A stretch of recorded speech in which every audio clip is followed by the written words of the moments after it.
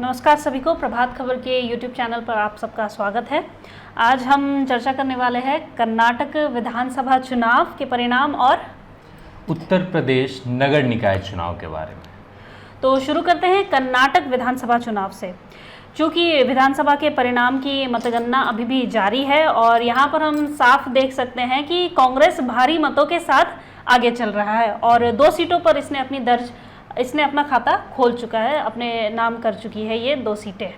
और देखिए उसी तरीके से जिस तरीके से कांग्रेस की विधानसभा चुनाव में, कर्नाटक में जो विधानसभा चुनाव हो रहा है उसमें कांग्रेस का जिस तरीके का प्रदर्शन रहा है, ठीक उससे उल्टा खेल खेला गया है उत्तर प्रदेश के नगर निकाय चुनाव में। हालांकि नगर निकाय चुनाव के परिणाम का इंतजार सबको था। सुबह 8 बजे से मतगणना भी शुरू हो गई थी और प्रभात खबर के द्वारा इसकी लगातार कवरेज की जा रही थी। और ये जो डेटा हमारे पास है वो हम आपके साथ साझा करना चाहेंगे कि इसमें कुल 17 नगर निगम, 199 नगर पालिका परिषद और 554 नगर पंचायत अध्यक्ष के पदों का रिजल्ट आज आना है। और आपको क्या लगता है कि ये जो रिजल्ट है ये कर्नाटक के रिजल्ट से मेल खाता हुआ होगा या फिर यहाँ पे भी? जी नहीं, यहाँ पर तो रिजल्ट बिल्कुल ही साफ दिख रहा है। जैसे कर्नाटक में आप देख सकते हैं शुरुआत में ही कांग्रेस की रफ्तार बनी हुई थी, तो यूपी में भी इसका जस्ट उलटफेर हुआ है। खेल जो है एकदम से उल्टा हो गया है कि यहाँ पर बीजेपी की रफ्तार शुरू से ही दिख रही है।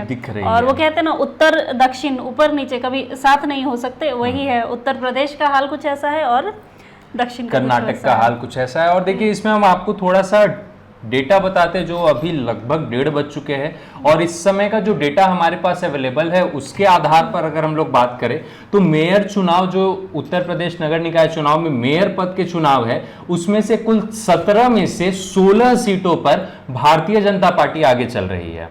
और भारतीय जनता पार्टी की अगर हम लोग बात करें बाकी चुनावों में तो 199 नगर पालिकाओं के उपलब्ध जो रुझान है हमारे पास, उनमें से भाजपा को 92 सीटों पर बढ़त मिली हुई है। और इसी तरीके से नगर पंचायत अध्यक्ष पद के कुल 544 पदों में से अभी तक 305 सीटों पर के रुझान सामने आए हैं, जिसमें आप यकीन नहीं करिएगा कि भारतीय जनता पार्टी को रिकॉर्ड 159 सीटों पर बढ़त मिलती हुई नजर आ रही है। वहीं झांसी पर तो मेयर का जो हुआ है उसमें तो बीजेपी का ही मेयर का 1 सीट मिल चुकी है। मतलब झांसी में बीजेपी को मेयर पद पर बीजेपी की ये जो है उम्मीदवार जीते। जी, उम्मीदवार जो है जीते। तो वहीं अगर हम दूसरे पार्टियों की बात करें यूपी निकाय चुनाव में, तो AIMIM जो ओवैसी की पार्टी है वो भी कहीं ना कहीं लीड कर रही है। जैसे वो संबल नगर पालिका परिषद में वो लीड कर रही है 5074 वोटों के साथ, जबकि दूसरे नंबर पर BSP पार्टी है, बहुजन समाज पार्टी, और तीसरे नंबर पर यहाँ पर है बीजेपी की पार्टी। वहीं अगर हम शाहजहांपुर की बात करें, शाहजहांपुर म्युनिसिपल इलेक्शन की, तो वहां पर बीजेपी ही है और दूसरे नंबर पर कांग्रेस है। तो और देखिए ये काफी बड़ा सीट माना जाता है। सबसे बड़ी बात अगर हम बताएं तो ये जो शाहजहांपुर म्युनिसिपल इलेक्शन की जो अपडेट है, इस यहाँ पे मेयर पद के चुनाव की बात हो रही है। यहाँ पे देखा जा रहा है कि लगभग 18,349 सीट मतों से भारतीय जनता पार्टी लीड कर रही है, जो कि बहुत बड़ी खबर है इतने बड़े क्षेत्र की। और जैसा कि आपने बताया कि असदुद्दीन ओवैसी की AIMIM पार्टी जो है, इन्होंने यूपी में आकर ये जो खाता खोला है, और ये खाता ऐसा खोला है कि भारतीय जनता पार्टी और समाजवादी पार्टी और बहुजन समाजवादी पार्टी, इन सभी पार्टियों को पछाड़ कर ये 5074 वोट अगर ला रही है तो ये खुद में काफी बड़ी बात मानी जा सकती है। और यहाँ जहाँ मैं AIMIM की बात कर रही थी, वहीं अगर हम गोरखपुर की बात करें तो गोरखपुर के बांसगांव नगर पंचायत में निर्दलीय प्रत्याशी को जीत मिली है। ये काफी बड़ी खबर है, ये काफी बड़ी खबर है, क्योंकि गोरखपुर माना जाता है कि जो राज्य के मुख्यमंत्री है योगी आदित्यनाथ का वो क्षेत्र है, और उस क्षेत्र में भारतीय जनता पार्टी के जो प्रत्याशी है उनकी हार होना ये खुद में बहुत बड़ी खबर है। और इसने बीजेपी को 37 वोटों से हराया है। मात्र 37 वोट।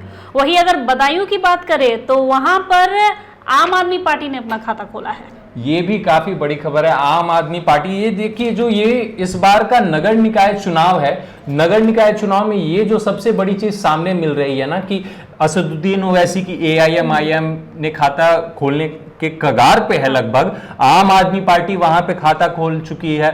तो ये सारी चीजें जो है ये इस चुनाव को खुद में काफी खास बनाती है।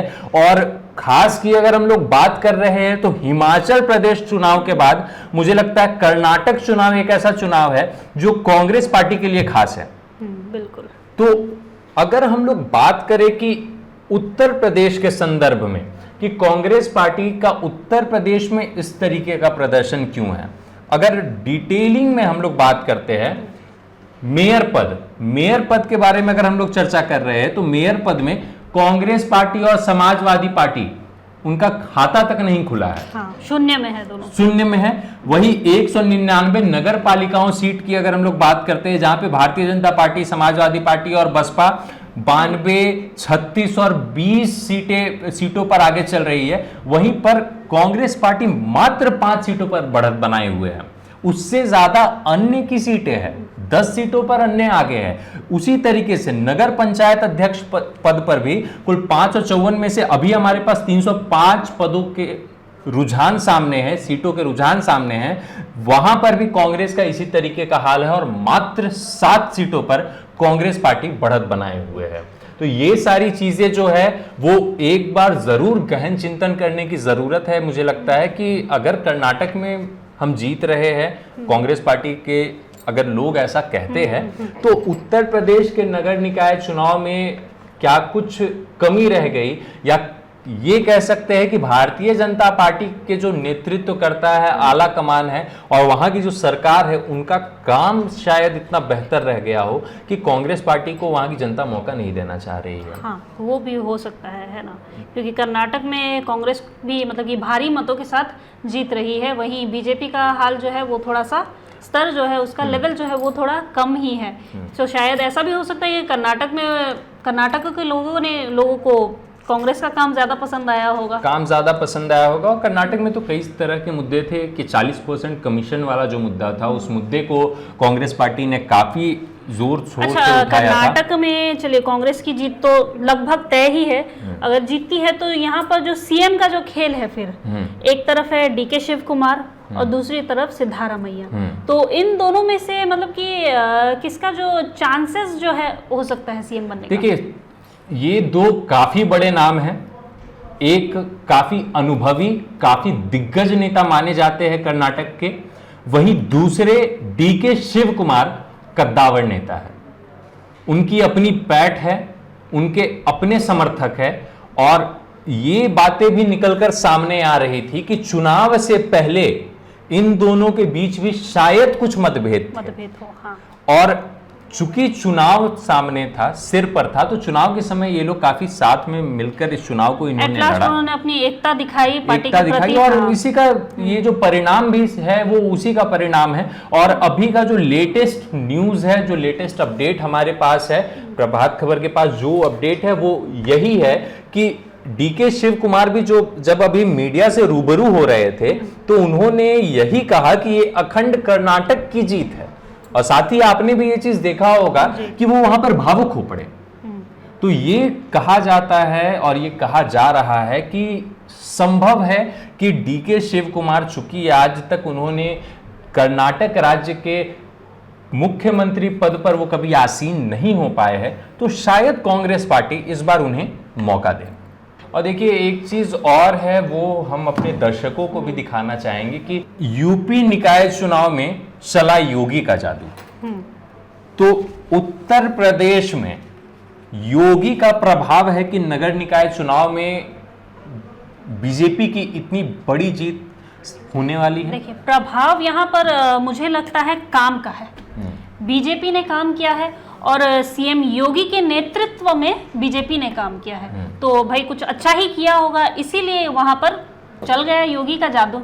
चल पर गया योगी। नेतृत्व में चला है, उनके नेतृत्व में चला है। ये नहीं कह सकते हैं कि योगी जी ने, हम किसी भी इस पर मतलब कि टिप्पणी नहीं कर सकते हैं कि योगी जी ने किया है। भले हम ये कह सकते हैं कि योगी जी के नेतृत्व में ये सब कार्य हुआ है। तो इसी के साथ हम इस वीडियो को यहाँ पर एंड करते हैं। यूपी निकाय चुनाव हो या कर्नाटक चुनाव हो, सारे अपडेट्स आपको हमारे साइट पर मिल जाएंगे, वेबसाइट पर प्रभातखबर.com पर। इसके साथ ही सारे social media account, Facebook, Twitter, Instagram, YouTube पर भी आपको सब कुछ अवेलेबल हो जाएगा।